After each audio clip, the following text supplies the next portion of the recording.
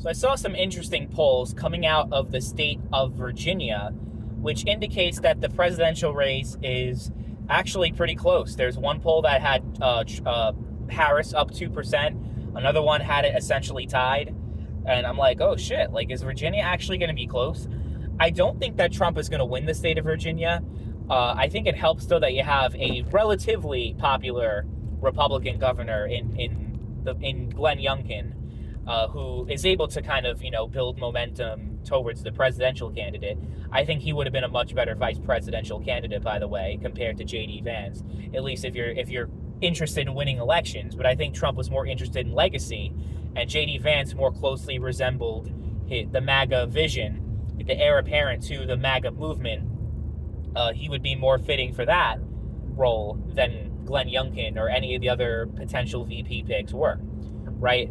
But I think Virginia will be closer this time around. I think Biden won it by almost 10%. I think it'll be closer than that. I think Hillary won it by 5.5%, 6%. I could see it go like Harris will win by like, oh shit, I'm about to hit a fucking turkey. Okay, they're just running right in front of my car. That's cool. I think it'll be something like 4% Harris. That's the way I see things shaking out. I think Harris is going to win the state by 4. I mean, look, Virginia, once upon a time was a swing state, was a purple state, but it's really more like a light blue state, essentially.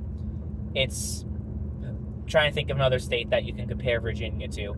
Minnesota, I think that's a good comparison, just as far as like where the electorate is at, because there's a reason why they're talking about Michigan, Wisconsin, Pennsylvania for this election, and they're not talking about Minnesota. It's not quite like deep blue, like a New York or California is, right?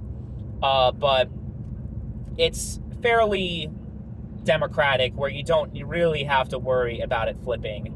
I mean, I think you did have to worry about it flipping with Biden, because there were a lot of people who were left-leaning voters and didn't necessarily agree with Trump's policies or didn't like Trump personally, but like, oh my God, this guy has dementia, we cannot vote for him. And that's why I thought that there was a really strong chance that Trump was going to flip Virginia this time around, was just because it was a complete collapse of the Biden campaign, and it was going to be an electoral college landslide.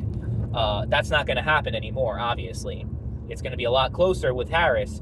So I don't think that it's going to be... I mean, I think even Colorado was in play. I think Colorado it's gotten so far to the left in recent years. It was considered a swing state in 2012, but by 2016 it was already lost.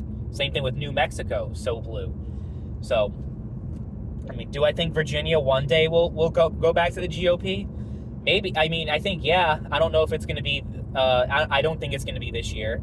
I don't know if it's going to be in 2028. I think it depends on the candidate. It depends on where things are economically. Like, if, let's say Harris wins, right, and the economy is in shambles, I think that might be enough to flip a lot of these states that were previously out of reach for the GOP.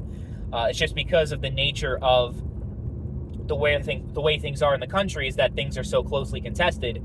But if we're like, if things are a complete disaster, whichever party is in charge, the opposite party is going to gain a lot of votes, and it's going to win a lot more states than they did previously.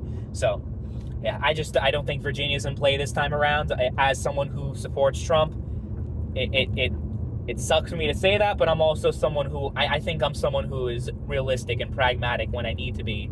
And I don't think that Harris really has much to worry about in the state of Virginia. I don't think Trump's going to win it.